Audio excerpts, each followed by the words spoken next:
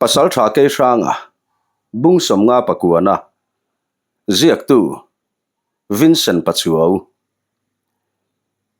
ngun dole shum kip mang te pani zupui rui chatla chu zanria bar huna pola har heklo shum kip mang chung te la chuan an kai har ngam si lova an mutlang tazak mayani an har meu chuan zan lai alo nai thuak to ti ngai na dang om heklo zu bok chu thut chilin khovar don ruai thlenga zu an birdun le nu chuan an mu hil vele maya atu kan han tho chuak chu an luarit dun bar bar hle ngun do chuan khayo khoi nge in lam kan pan thuai teng kanu point min lo ngai tu viau to ta veng a han tia pasal tha shum kip mang chuan eng tika nge kan chuang a han ti chuan ngun do point sha chuak le zokin ani don mo tuk chuan bar khama rem kan ruat thadon nia ti in aip te puya athil a chua chu pasal tha shum kip mang chu pe in khalo kol thapot mai te ti in a chuak ta nga la tuk chuan bar khama chuan shum kip mang nen sui thang te zon dan tur an rel ta tu ma hriat lo a zon tum an ni awangin shum kip mang chuan ama koi bil te bak hruai lovin chon nu thlang herboi nu chuan an cha chuak ve ta ke sang ate po an ma hruai tu a chak par par boka tlang le mual ta chu anin bat liam zung maya ke sang chu achung ril lama nor man mo tu a om tlata wangin vaibel zuwa an chol hlek chung po in a om le thelo alo ding le hluai thina ama hre chiang tu vek an ni boka enge mo nor man mo tu anei ti an hre thiam maya muang chan chian ni lo ti po an chiang hle lai tlora meu point solarot ngai meu lo an hnung bera akal ve nuang zel mai ani ni khata po an kal thui thei hle tlangwal pa ngai ni kal don an ban man tlat zan thu man thang na anita an riana mun vel chu ke sanga chuan uluk takina bi kual chen maya por thanga chuan sangkok engei hriata i bi kual la dun thina han ti in ke sanga chuan eng ni love ti na thu thavele maya zanrian bar kham chuan an ngal tha an mangrim ngat boka mu ngal dia kin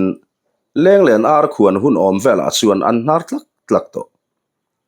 atuk ma taka thovin tuk thuan te an han bar le zunga kalan siam le ta ni ngun do le pasal tha shum kip mang ta chu an koi te mi panga nen sui thang te nu a chuan an kal ngat maya an mi te hian an ke puana an tuama wangin an hnu po mu har chang awm fo mai ma se ngun do hian sui thang fa pai na pa hi lu sei chi ani ti a hriat ve tlata wangin lu sei ram laman pan aring ve mia maya chu wangin hnu an mu chian lo poin triau lui lam an pan ngat mai ani mi pangal tha chak jok na chuan ram hnuaya le ngal phei chuan man son chak fe jok ani ti chu karlova lang ngalin ngun do ten kara zan ni an ri ave meu chuan an mi te po an hnai to viau mai an hnai to tiero an hrelem bik lo zing ma taka thova tuk chuan an rel mal lai chuan an hmalama chuan mei chetre that thom an hreta thom rik dana tang chuan an hnai lutuk lo ti po an hre thei ngun do chuan chule an manin ni nge yang an ni lo mei chia le ngal heng laia om thu om lo ti in a thian te chu anor tet maya pasal tha shum kip mang chuan man mo viawa tul lo fe mei chia mai an nialom kan phathua yang tuk chuan te han bar photila thuyan kal man don chuang lo ati tlata wangin tuk chuan te chu an han bar le te a ngun do man mo to chuan mu mal po in abar ve meu lo ni in alang pasal tha shum kip mang chuan khai nawa bar mai te engai phi tak cheng mai ni an bo don ti na po ni hleilo nui sung hian a han tia ngun do in thlahung deuh si chuan chulam po ni lo karila tram vak lo hrim alom lo ti ve mai in ma se a chanero an chiang hlom viau thu an bar kham chuan pasal tha hrum kip mang chu alaman mo lo viu maya ngun do chuan angai ru viu to vai bel te han pak muang le te in ngun do man mo to lu tuk chuan pasal tha I muang lu ani tero kan ma lo ka kan mi du te thom kan hre to eng wanga muan chan nangot zong nge ini chule a han ti vin deuh thata pasal tha hrum kip mang chuan I rol kharin chiam lo la an thomin ka benga lu to chuan tu man min big bo san thei ngai lo chu wangin ka zai ngai ta khan om ve mai mai te alo ti mia mai si ngun do po a thu vele mai boka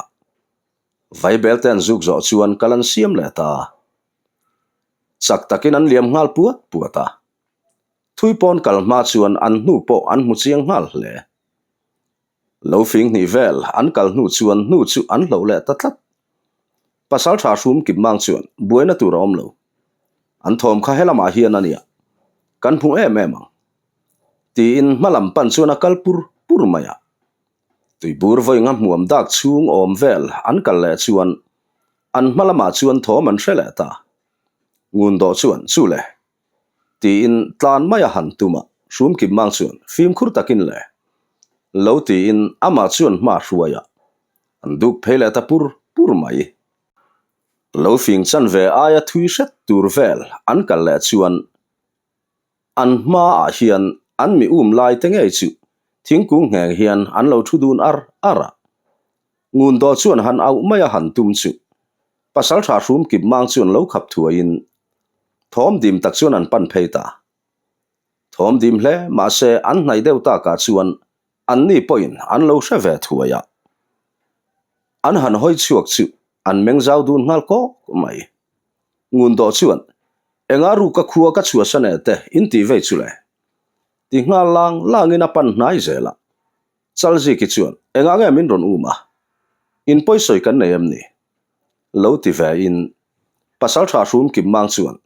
zona zo hun ani lo ti rui ki rang u han ti bung ngat ma se an ni chuan zui an tum mel tlat lo an thut ngai chuan an thu ran ringot mai ani ngun do chuan sui thang ba na chuan chalin hoya ma min tlan bo san thei lo wange ipum chungai pai kha han hring chuak la ti chuan ka tai ni tong tina han phi zui soka sui thang chu alo tre tur mai chalji ki chuan enga nge moi phi chim mai ni me che om nem jok dim na chang por hello eng mi nge moi ni chule alo ti ve thata pasal tha hrum kip mang chuan ina sare umange kati tile chalji ki maya ben thuai chu han ruala chalji ki po mi patha chak zokin a maya aron ben thuai ta ka chuan a thal zui top mai a kam sir thi zai chung chuan aron hoi chuaka ala zam du bik tlatlo mi panep takin hi me che chunga in lek khong ang hian imi pat pui la ka chuan eng ruai ni hau lawang me che ku tlak hre lo chu mi pa chhir tlak po ini ne klove alar ton ti vele ngal tan ngam tlat ngun do chuan ivarak pe mai o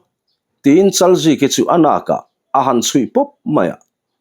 me che tan chuan tor tham tak ani nge yang le chalji ki po tho hokin anaka doma a kun zui ngai mai pasal tha hrum kip mang chuan tiru kalang u helaya khomuan reng hian om zia nei lo han ti mukin chalji ki chu a phi tho lopa anor kal ngal dot maya ngun do point sui thang chu akai kal zui ve dor bok sui thang chuan min tharo ikianga kal ka du hlei nem tin ngun doina chelna chu talpit a han tuma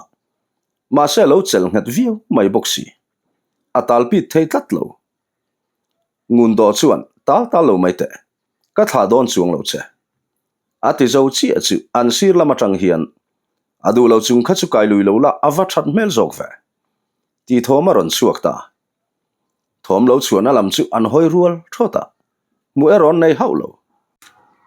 pasal tha hrum kip mang chuan tu ngai ni mi pai ni nga chu ni mel ron lan ro han ti por chua in che mai thei tur chuan a in ring ngal at mai sui thang chuan olo chuak kha a hriat to nu ni tlatin a hria angai tuangial po in tu onge a hra chuak thei mai lo eng thom ma an hriat le tak lova chuan kal le mai an han tuma an hma hlam thum vel le ka chuan an kalna dal turin tu emo hi an mani nung chon zong in alo ding tatlat mai pasal tha hrum kip mang chuan tu ngai ni pasal tha hrum kip mang kong dal chulu chuar an ni mai han ti nga lung lungin asilaya le ko ngala an sir lama tang hian i met per man ngu tang emo chule ti thom alo chuak le ta ngun do chuan tu tang emo ni le engwanga kan kal kham zonga che tin ron lak ngot ni aron tivin ve thata an mani nung chon zonga ding chuan me che om nem zok ne lak tum hi ka huat zong takani aron ti fi afak maya sui thang chu a o hriat chuan a tinging taloi mai uluk zetin an mani nung chon tlat tu chu amel ran maya chu ta le chu pa chu aron in herta aval chuak teu te reng em alom lutuk chu amit tuetling ngal pam mai pasal tha hrum kip mang chuan kiang rang ro chu ti lo chu ka hriam ka ruai nge yang han ti le ma se an ma mi chuan in me che kai te kha ka kuta hlan ula him takin in kir theyang aron ti chang vera maya ngun do chuan engwangin nge kan hlan ngotang che a han ti chu an ma mi chuan a chani hriat kherangai lo hun thai nei tlem to viwania aron ti le chak maya pasal tha hrum kip mang chu a thin rim tak zet to ti hriat tak hian a rum dut to mai in ngam ani chuan hriam nen min ma chon ro in ngam lo ani chuan kiang rang ro a han ti le thota an sir lama tang hian ngam te lu le nang ang lek te khachu kan khopitar ho pon an ma chon ngamang che aron ti thum le da ta pasal tha hrum kip mang naw te po chu an hoi kual zak to chu ta le an sir le lam atang chuan hriam hum sa ran hian an ron pen chuak ta ke sanga po chuan a kol nam pho in thisen chuak her lovina chin fel thei ranga thisen chuak her in phut tlat siamo ti le tlan chua thu tarwala pasal tha hrum kip mang chuan a kol nam lo vai chuak zok ma se sa fuero nei lem lo ke sanga chu pasal tha hrum kip mang kol nam bum nana kun zavin atlan tlang puata an hnung dewa sui thang chel ran tu ngun do chu atlo thal ngal top sui thang chu kai sang ngal thu in chak dewa chuna din tira hriam roi zui kherin la duem a han ti le chi a chu pasal tha hrum kip mang chu ron dok zokin a kol nam aron vai chuak fuwa mai ke sanga chuan lo dang tlevin a kut le lam chu a phe chuak zoka a beka a hreite bil lam chuan a hem bur maya pasal tha hrum kip mang po alet hlol mai ani pasal tha hrum kip mang naw te chet lak tum ve chu por thanga te pathum chuan ma chonin an hne mi kher mai le ngala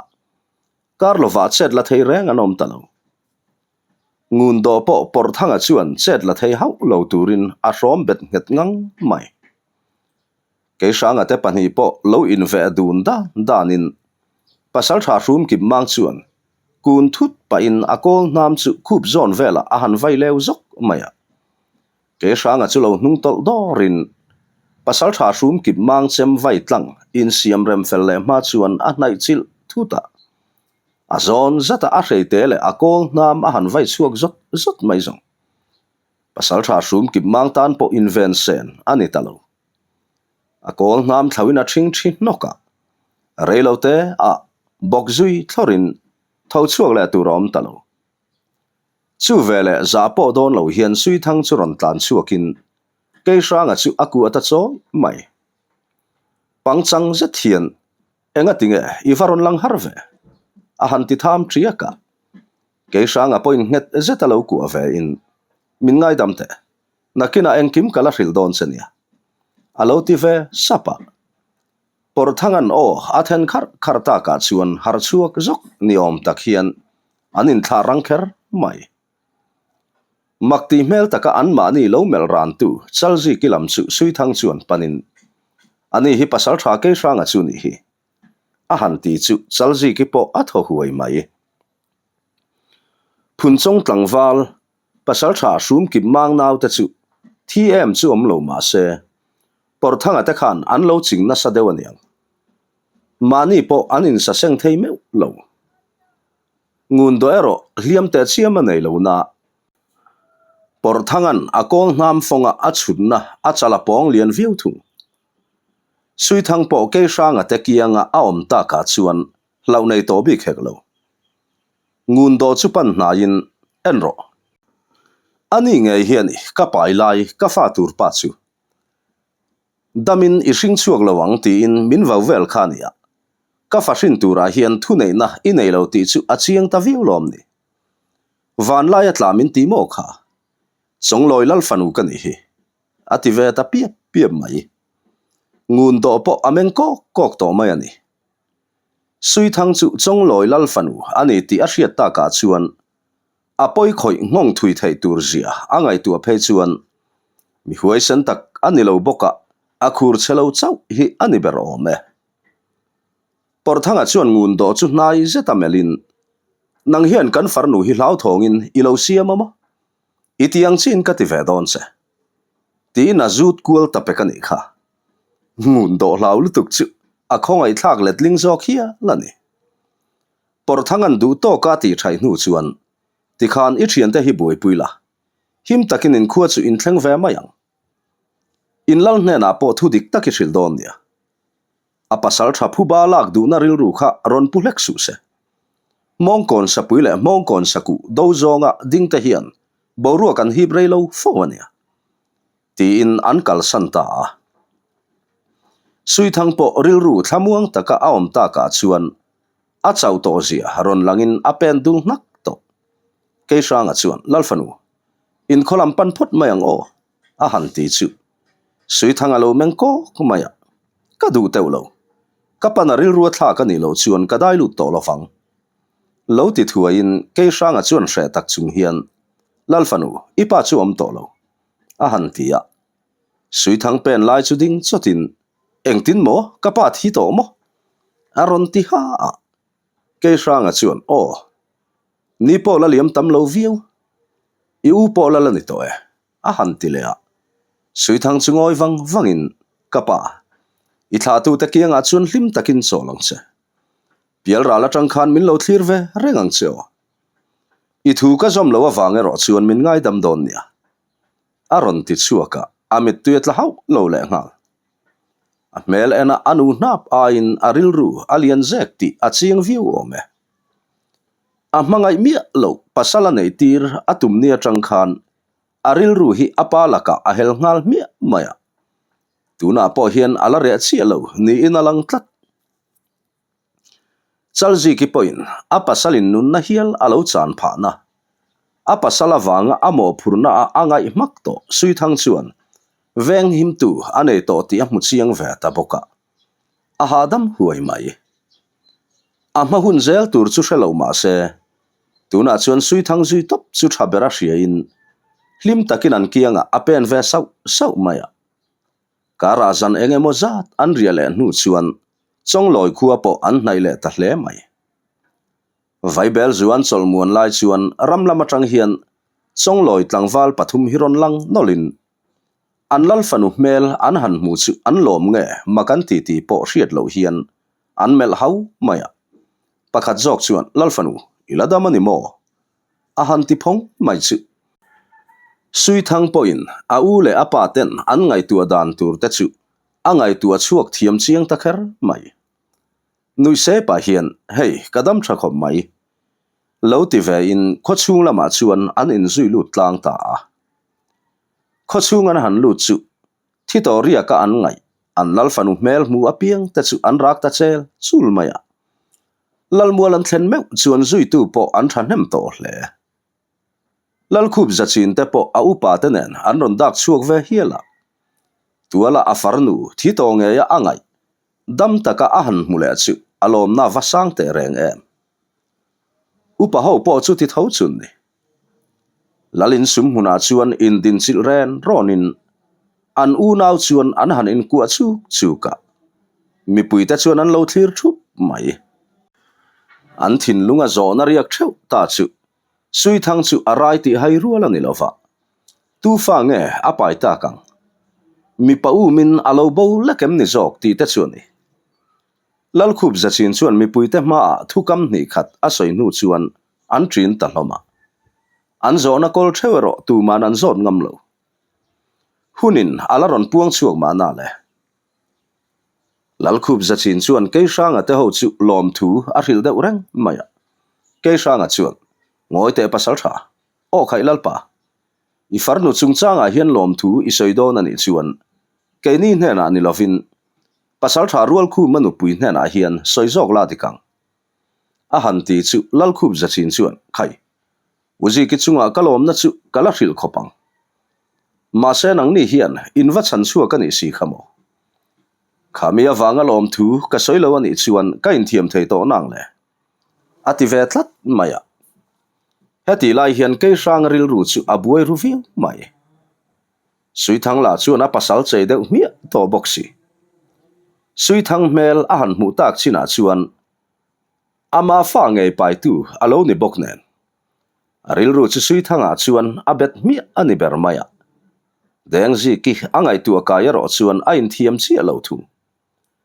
ma se deng ji ki nen chuan nu ma engma an la nei lo boka chu chuan a in thiam chop ve deuh thunga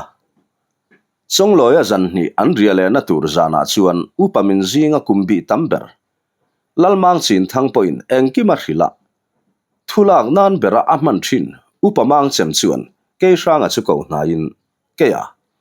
hei kan fanu sui thang nen in kar thu chu kan ria tuna hian khomi puite a po zo na tam ta kom do na chu wangin sui thang nen na in chung chang hi kan soi felanga yani kadu dan chuan in khuwa in pan rual in hruai ve ngal mai ula tha kati atan khomi puite zo na hi chan se na ni don tlatlo a han ti char chara ke sanga chuan ani khop mai ma se hruai ngo taila engtin nge man le mual te hi ni ta ang alo ti ve thuaya upamang chem chuan khalam chungai tu abuai ngai lovang lal fanuman ang chu ke man kalo petla vekanga in rem chan hun huna min no khat vele mayang chu alo ti mia maya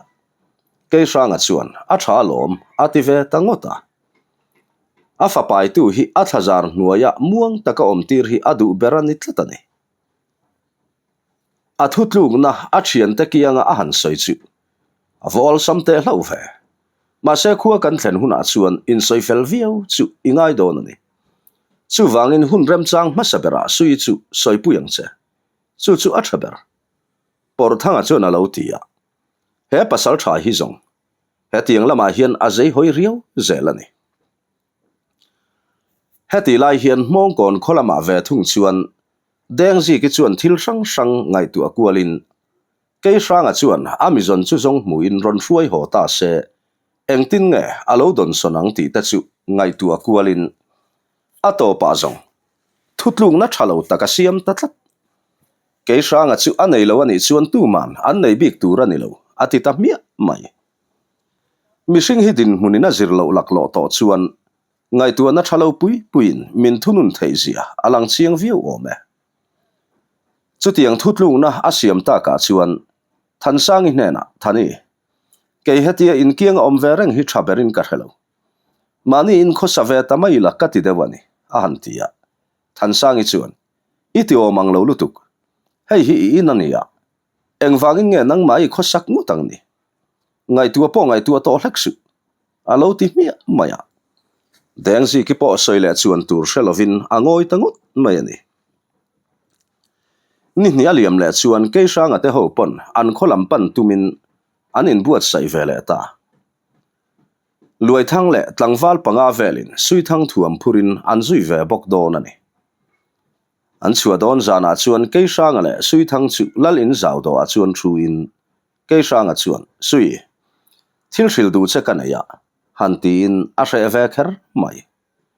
tho han laham hama in khuwa kan ron kal masak ber kan ho nu khan ibula po ka soito len chung lal fanu ngurpui mai tlang ang chi kha kapaten an ron hruai ho no maya ngurpui an mawangin kan lo in chul nel ve man dewa ma se kan kara engma nu ma thleng ala om haulo ama chuan min du hle ti po ka hria I chung chang po hi ka hril ve vek thovani he thil ka hril chan che hi chu kan in kan thlen huna ani chu kan kianga khosa ani ve tho awangin amit meya ngai that lo na I lo nei pal ka hlo wangani a han tia sui thang chuan tlang taka min hrila wangin ka lo me midang hne na tanga hria ni ila chu ami de da na dang nge yang ma se in hne na tang nge ya ka hria ta wangin a hadam thlake che sual na in la nei lo anu engma po yom hleinem ama chu ka khongai jok mange kati alo ti sam maya ke sanga po tho huai mai ke sanga chuan I sha thiama kalom ngei mai I lo ngai thiam lo vi wang ti kha ka hlau ru dewania tuna chuan ka hel kam zong zong akiang ta ti nan in kwa zui ta vonga ke sanga hian deng ji ki hi adu ta lo po ni san lo ma se lo chet sual pui to afa hial pai tu hi mipa ani angin amo phur na chu tan siat san lovin nupuya ta na pom ta mi mai ne mangai na alo nga deu po ni ma na le kara zan thum zet an thang le ta sui thang porin ai takina kal theya adul chula puar lian viau lo ma se araya ni ti chu hai theya ni lo akianga amangai le adu bera omve tlata wangin lim takina pen ve sau zel maya ke sanga la chuan adim doi thiamin angai ven viau mai boka luite kamzol la ya chuan riabuk an suala zanria tu relin an buai ve lai mai ke sanga han hoi kwal vel chuan an pia dewa lei ruang tuam amu chuan uluk takina han pia a fai that hliau dana lua tu an om nge na ringa an ria mun sual na ne na in hlat lo viu mai boxinan buaina engemo an to chu a hlau ru viu mai ria mun han son le turin khua atlai to baka doi jog ni om hrimatol jog ni chu adu bau boxi lo zanrian bar kham chuan por thanga hena in ring deuh reng ro a han ti supa por thanga po in tlai lama ke sanga thil thlir vel kha alo mu chiang ve boka a hrethiam ve mai bok leng len hun vel ani to ang ti a chuan thil ri thum deuh dup hian hreta sui thang chuan chu nge ni ngai awamak dup ve heng lai ate tu nge thom chuang le a han tia por thanga chuan puwana voyani dem dum chu lo tiliam puatin luai thang po beng do hra chungin akhi ve su mai zana rei zela thil ri dup po chu aring tul ni hian a hriata nakin dewa chuan thli tho hau si lo hian an kiang vel thing chu acheta loi mai ke sanga chuan sui thang chu a han mel zawa amu hil ti a hriat chuan muang changin a tho chuaka a kol hnam le hreite chu humin thingzar cha sual lam chu melin midang ti har hlau ru tak chung hian min ken san ro kanu pui hi hlauna chete po in siamani nga chuan in buzol thlengin ka phin dar vek nge yang cheu tina kol hnam le a hreite chu a om zona a kokal hian a da chu vele tong nok thom ron omin abul loka te chuan an ron phun le bul thin ke sanga chuan indu tak ani mo tina kol hnam le a hreite chu avai chuak ta puat mai tre thot thomin ron zuin an thom chu anata dewaniang por thanga po kol hnam nen aron pen chuak veta ke sanga kianga chuan dingin tu ma veng thong ve heklo huerim che ho in nga mani chuan ron hnai ro kan lo sam tre tuar teng cheu in buzol thlenga lu chilin du zokem a han tilu lung mai chu buk chunga mu te po an har vek lo thei talo sui thang ron har ve chu luai thang chuan lo ngai ven vatin ma se lo hlau te chiam lo aniang eng thil nga rim chedeu chu a han tia por thanga au thoma hriat le ta ka chuan huai ho an ron hnai deu ani mo ka pasal te zong an ngam om lo mai a lo ti mi maya luai thang point mak ti mel zat hian amel hau ringot mai ani huai ho la chu an kiang thadu mangde lo le ngala lai tlora chuan khai o ti dan ka hrialom helai hi ka han hlap thum dupanga an kiang e me mang tin lei ruang tuam lam chu apan ta chek mai ke sang apon nai ve thuain huarim chho in valu lul deuh ve ti pain lei ruang tuam chu lai tloran atal tuma han hlap thum dup mai zong athok thaker mai huai ho chuna tuar ni om takhian an tre rong maya thom om na lam piang chu ke sanga chuna lo vai ve zok boka por thanga te po an om mai bik lo an sem chu an vai kual puat hloma chu tianga muam da chung vel an bei nu chuan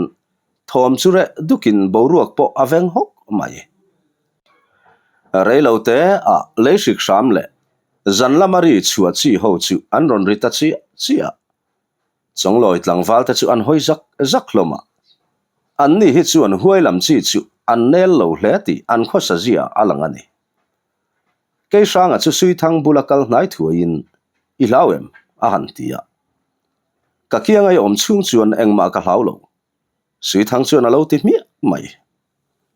ke sanga po nui varin chu tiang taka thamuan puitu chu van himzel adu na po alian sau mai ani karazan ni an riale nu tlai lam lo sul ho rual vel chuan kot chu anin pal thlenga sui thang po azam ve ta dewaniang ke sanga chu ahlat sandu me to lo vai bel beng khat vel an zuk zo chuan kho chung lam panin ken cheple ta khomi te point an pasal tha an lal tu pa ni bok kiang anula mel thatak kal ve zel chu munom ti takin an thlir zui vong maya lal tual an thlen chuan por thanga chuan ring leng long hian mo hruai ta kan lo thlenga a han ti lunga than sangi le than siamen ron dak chuak rang hle an u kiang anula mel thazet mai lo nui sen an mu chuan an tlan chuak nga la ke sanga chuan lo in mel riat tir nga lin than siami chuan sui thang chu akua lut nga la in chung an han dai lu ta por thanga chuan thil om zia chu soi ngal parin ti chuan hei man le mual po chongloi upa mang chemin min pek tlak sak ngal veka rem changa kan pelet vele mai don ani ti in thu han khara lalle upa te an thom ngal lai mai upa zamana chuan ani mo khoi nge kan mo po chu lo bel chiang veila chemi lo hote han ti ngalin sui thang po zaksen up chung hian a pheve maya upa zamana chuan I mela thakher mai kan sapui hian a thur chuak fu hle mai han ti bau bavin anui vur maya tlangwa lai ni se du to ka suang tu zu ya chak mel kher mai lal thang lian a chuan chemi sui thang moi ming kha an tia sui thang chuan oni e lo ti sapin azak le ti abiang taite dana achiang viu ome lal thang lian a chuan in chung chang hi kalo shanial nual to hadam takin omla itlang nel male itana nuam ma don ti na ni maya khalam chu puitling in nia soitam ngai lo tura ngai la so anni so ilai zon ten nia tin than sangi te ho chu a han kok dana sui thang polo bu ngat mai deng ji ki chuan uluk zetin sui thang chu amel kal maya amma alane ngai hau lo thik na le huan na chu a churila a so hian a so bulani pera amma anula ril ru thale mi ria thiam nanga ang taka alolan thin na chu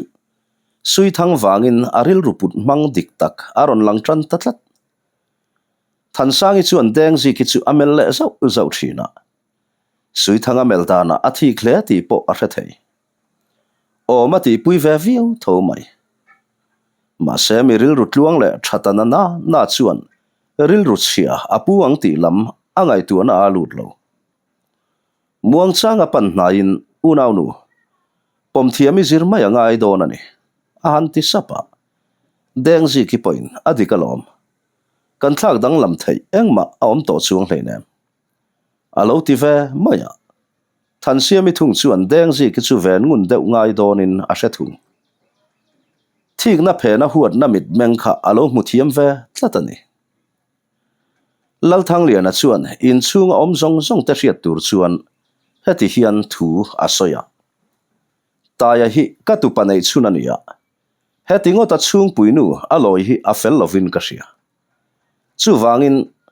tu na tangani somni raltuk chia in nei na dan kalphung pa ngai thlapin in nei na kan buat sayang khodang hrilve om kan hriat te po arang lama hril ni se a tha bokang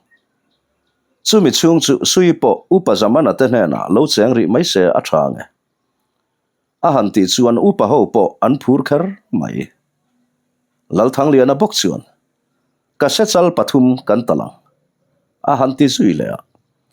upa ri khu ma chuan ka se tu in lal pa chu ka lo do ve nge lo ti in upadang te po chuan an ron do ve ngal trak hloma an hlim hlom khar mai sang lian a chuan kan poran upui nei ni aya ro puin on yang aron ti chu zam pora chuan khai ka tu panu pui nei ni aya ro pui chuan ti the ni to lovang alo ti hluka upa khuanga chuan poran upui nei ni te aro pui vaka manila ani in rantal iphal bok si lo khania aron ti chu annui ngal ham mai ke sang anu pui nei ni tur lam hlir soi chuan an ti zui laya an phur tlang bok aniang zanria bar huna hona chang hria reng anom lo sui thang po athuam ken zong tenen upa zamana ina alut taria zanria bar kham leng len ar khuan hun ma deuh chuan ke sanga chuan leika puya deng ji ki chu thut chilin ziki i hria thiam mai ngai ni i hne na ka soi tong khan mi pa ka nia kamo phurna chu ka tlan san theilo vani a han tia deng ji ki chuan in hlim zui bi khau lo fang tiril ru rau chung hian ka hre thiam alom min ngai tu asu ka tur chuak theya me mang alo ti fe maya ke sanga chuan chik ngat sela chu deng ji ki mit menga huan na in phum ru chu a mu thiam nge yang ke sanga bok chuan itan mu kan nuam lo viu theya chu wangin I chung te emo ilam nai deuh te emo pan I du chuan soi hre lo la kan hruai thei reng chenia a han ti le a ukei min ngai tu asu kapal tlang thei me mang hlim takai nom kha ka du berani ti na thova in chung lam chu pan ta daya ke sanga po tho khan la hamin a tho chuaka upa zamana te in lam pan chuan akal veta kalpa chuan in ngai tu le tin deng ji ki amanga emo a in ti kha ngurpui mel mai nen anin anawanga adu na chu mangai na emo ati ni berin a hreta deva a chan po tu na chuan a thin lungalian ber chu sui thangani tlatani mual zol lama po lian kunga le munler lalfanu ni thin chong nei pui chu in loi fin zai an rel ve mek boka anni ero thade voi khat liam nu ati in hun an ruata mo hruai tural hate khua kal angai lo boka khomi pui te poinan ngak lel tlang hle chutianga hun an man mek lai chuan mong kon lama tangin tlangwal pani khual an thlenga anni ka tanga ke sanga du pui nei tur thu an han hria chu lal ro lian a po phur kher mai tlangwal te hna chuan khoilam nula mo kan sapui chuan senglu han tuma lo ti in tlangwal chuan chong loi kholal fanu ni tuna chuan lal farnu ani to zo kang chu a han tia lal ro lian a chuan khayo poi kholian lal fanu mo kan mo tur chu ni dona a phurom to hle mai in lal hne na chuan lal ro lian an kan tu pa mo nei na chuan sechal pani karon tum ve do ne ati in lo ti don nia tin a phur sur kher mai lian kunga chuan khayo kan sapui chuan ke ai loi lu ma a han tum chule tin a lo nui ve huka mual zol khua po ke sanga nu pui nei tur chu an hre chuak thuaya kaltum po an thanem viu ngei na rin om heti lai hian deng ji ki chuan malak zui dan tur alo ngai tu ve ngata tu emo mi pa tran rual pui nei adu hle maya ma se tu nge a tran rual pui ta kang ami phiar ruk tur te hi lau chung kwa an ni ba ka pasal tha fin na sang takkol ani boxia tu mai nan thurual pui ngamin aring silo angai tua ngat nuwa ruam man na anei felta niang bol pu in lam chu panin bol pu piang tlaya chu a mei chian na ma the ranin a be som tranta bol pu piang tlaya hi nulalom tak mai ni in ama pathloi alo ni bok nen deng zi ki hian athu nuaya ada thei melin alang ri deuh tlat mai ani bol pu piang a chuan khai ziki eng duin ngai ron lan ve te hlola a han tia deng zi ki chuan eng dang du ran lo ve i khuwa har thin om ema kain om ningin i kho har ka hnem thei takin karon dak lut ve mai mai ni tin ngai la thei ang ber tur chuan a han mel kal rala bol pu piang a chuan chillem khul pa hian a falom om vele nang ni ang nula mel tha te chuan tu kho har po in hnem thei ang chu phur mel zet hian a lo tia deng zi ki chuan pu piang ente kadai len na hian tu vocemoni hian min nor hi atum zi amaya ka ho tak takani mi pa chu ni la ka volum to nge nge yang a han tia bol pu piang a chuan tu vok nge ni nga ya ngoite i dai len na ron zui vengot chachu ti chian ni don silova sairo kherte hi iper thiamem lo ti thuain ateu lo mai kala ti chin ngai reng reng lo tur thadeu te hi nei la sai hlum mi ania kadu khatiang vok ngal lutuk tin be sei nei zet thian bol pu chu han mela bol pu chuan e khai chu tiang lam te chu ka thiam ve zong alom ma se nei tu ten an hriat chuan a thadon ho lovania it mel zeta deng zi ki mel pa chuan a han tia deng zi ki la chu khoya tanga zir chuang e ti po hriat lo a zei phian mai le hala du da deuh taka thu chung hian pupiang vokraina tur chu isiam thiam ang mo a han tia bol pu piang a chuan itan te chuan theilo po ti kan tum ngar mai ang chu a han tia a tuma hlo tling ti hria in anuir var mai arang thei ang bera siam tura in chain in lama pan le ta ni chun zom zel tur